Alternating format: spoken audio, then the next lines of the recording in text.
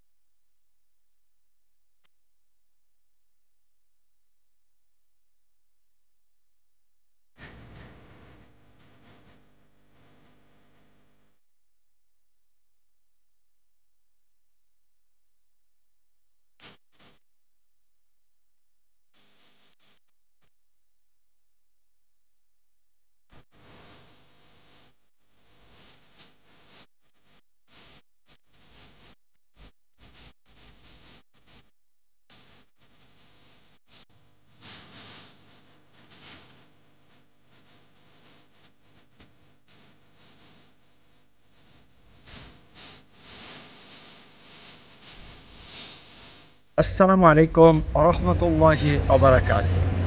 সুপ্রিয় দর্শক, আজ নিয়ে এসেছি রিয়াদের প্রাণকেন্দ্রে আরেকটি ঐতিহাসিক স্থান।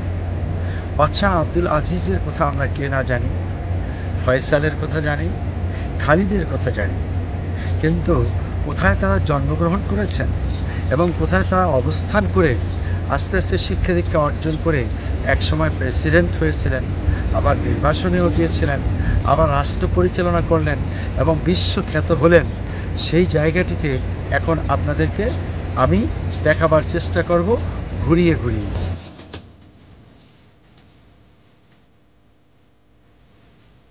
বাদশাহ আব্দুল আজিজের বাড়ির একটি স্তম্ভ, তবে এখন এটা একটা পার্কে পরিণত হয়েছে। এটা পার্কের আরেকটি কর্নার। মরুভূমির মধ্যে এত সুন্দর গাছপালা, নান্দনিক অবস্থা, এটা কি কল্পনা করা যায়?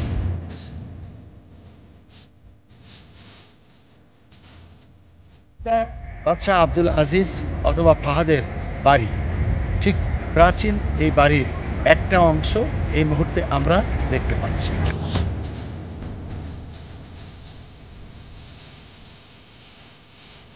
এখন আমরা দেখতে পাচ্ছি সবুজ সিনারি। মরুভূমির ভিতরে এত সুন্দর গাছপালা, এত চমৎকার সবুজ, এটা কি কল্পনা করা যায়? তবে যেহেতু বাদশাহ ফয়সাল, বাদশাহ ফাহাদ এবং বাদশাহ খালিদ, বাদশাহ আব্দুল আজিজ এই জায়গায় বসবাস করেছেন, এজন্য এটা এখন একটি নান্দনিক পার্কে পরিণত হয়েছে। বাংলাদেশের যেমন বঙ্গবন্ধু সাফারি পার্ক, এখানে হলো আব্দুল আজিজ পার্ক।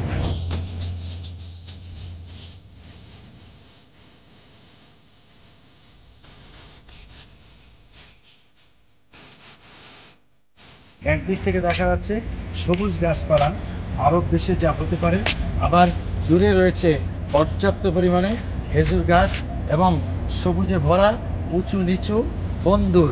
জায়গাটাকে অনেক সুন্দরভাবে সাজানো হয়েছে। আবার পার্কের সামনেই রয়েছে একটা মসজিদ। আসুন আমরা মসজিদটা ঘুরিয়ে দেখেন।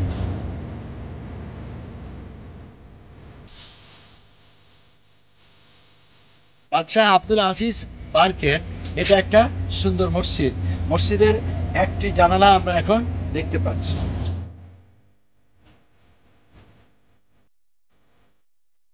প্রিয় বন্ধুগণ, বাদশাহ আব্দুল আজিজ পার্কের এ হলো মসজিদ। পার্কের ভিতরে মসজিদ আমরা পাই, সাধারণত এখানে আছে। পার্কে যে সমস্ত মানুষ ঘুরতে আসবে, সালাতের সময় তারা কোথায় যাবেন, এজন্য এখানে সুন্দর মসজিদের ব্যবস্থা করা হয়েছে। আর হাদিস শরীফে এসছে, মান বানা লিল্লাহি মসজিদান বানাল্লাহু লাহু বাইতান ফিল জান্নাহ, যে বা যারা আল্লাহর ঘর মসজিদ তৈরি করবে, আল্লাহ পাক জান্নাতে তার জন্য বিশাল ঘর তৈরি করবেন। মসজিদের মূল মিনারটি আমরা দেখতে পাচ্ছি, বাদশাহ আব্দুল আজিজের বাড়ি এবং আব্দুল আজিজ পার্ক, পার্কের মসজিদ। এই মসজিদটি এখন আমরা দেখতে পাচ্ছি। মসজিদের মিনার দেখলাম এবং ভিতরে মসজিদের মেন দরজা, তাও আমরা দেখতে পাচ্ছি। ওখানে জুতা রাখার স্থান এবং এখানে মোট 3টি দরজা রয়েছে। পাশেই বাদশার বাড়ি এবং বর্তমান অফিস হিসাবে ব্যবহৃত হচ্ছে। নিচেও কত সুন্দর সবুজ আর উপরটা কত সুন্দর নান্দনিক। পার্কের আর একটা প্রান্তে এখন আমরা দাঁড়িয়েছি। এখান থেকে সবুজ সিনারি তো আমরা দেখতে পাচ্ছি। এবার আস্তে আস্তে দেখুন এখানে কত গাছ, মাশাআল্লাহ, আলহামদুলিল্লাহ। এটা মনে হবে না যে আসলে সৌদি আরবে আছি, কোনো মরুভূমির দেশে আছি। মনে হবে যেন আমরা মালয়েশিয়া অথবা প্রিয় মাতৃভূমি বাংলাদেশের কোনো সবুজ সিনারির ভিতরেই আছি। এখান থেকে আমরা বেশ দূরে একটি সুউচ্চ বিল্ডিং দেখতে পাচ্ছি। এটা হলো মালিক আব্দুল আজিজ জাদুঘর। জাদুঘর আমরা খুঁজতে থাকি, কিন্তু এখন পার্কের পাশেই জাদুঘর দেখতে পাচ্ছি। শ্যামল সবুজ আমার সোনার বাংলাদেশ, কিন্তু এবার আপনি করবেন কি? শ্যামল সবুজ সৌদি আরব, মালিক আব্দুল আজিজের বাড়ি, প্রাচীন বাড়ি, এবং এখানে বাদশা পাহাড়, বাদশা খালিদ সহ বড় বড় বাদশাদের এটাই বাড়ি, এটাই এখন পার্কে পরিণত হয়েছে। এবং এটার পাশেই রয়েছে জাদুঘর, এটার পাশেই রয়েছে মালিক আব্দুল আজিজের নামে রাস্তা। এভাবে করে এখানে পার্কে এসে কত সুন্দর বসা যায়।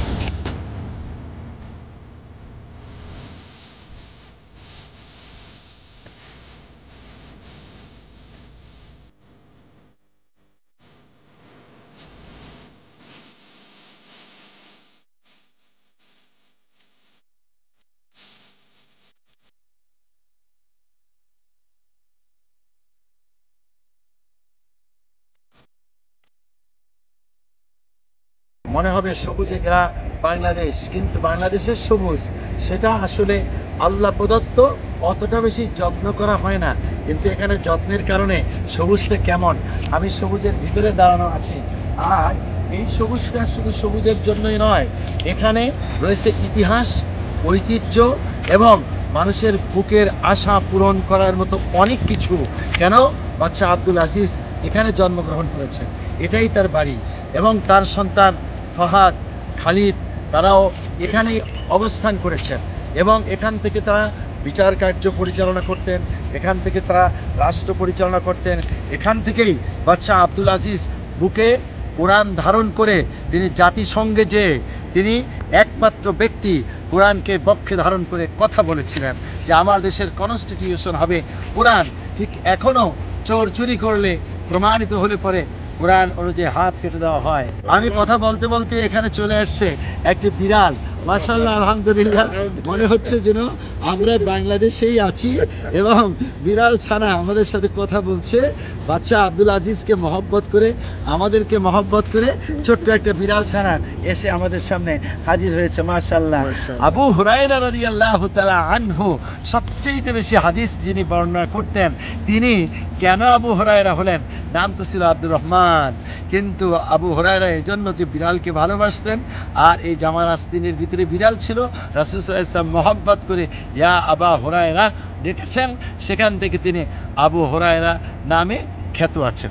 প্রিয় বন্ধুগণ, বাদশা আব্দুল আজিজ পার্কের একটি গাছের নিচে আমি দাঁড়ানো। এখান থেকে আমি বলতে চাচ্ছি, আমরা ঘুরে ঘুরে যা দেখেছি, আল্লাহ রাব্বুল আলামিন যেন আমাদেরকে এর থেকে শিক্ষা নেওয়ার তৌফিক দান করেন। যিনি একটি গাছ রোপণ করবেন আর সেই গাছে ফল হবে, সেটা যদি পাখিতেও খায় বা যে সমস্ত মানুষের চলন্ত পথিক তারাও যদি খায়, তাহলে যিনি লাগিয়েছেন এটা তার জন্য সদকা হয়ে যাবে। আমরা যেন এই সদকায়ে জারিয়ার কাজ করি। 2 নাম্বার হলো বাদশা আব্দুল আজিজ কোরআনকে যেরকম বক্ষে ধারণ করে কথা বলেছেন, আমরা যেন সেই কোরআন প্রেমিক হই, কোরআনের উপরে অটল থাকতে পারি, কোরআনের ছায়াতলেই জিন্দেগি কাটাতে পারি। আজ তাহলে এ পর্যন্ত। সকলকেই আরও একটি চমৎকার অনুষ্ঠান কালকে উপহার দেওয়ার জন্য দাওয়াত দিয়ে আজকের মতো বিদায় নিচ্ছি। আসসালামু আলাইকুম ওয়া রাহমাতুল্লাহ। রমাদান করিম।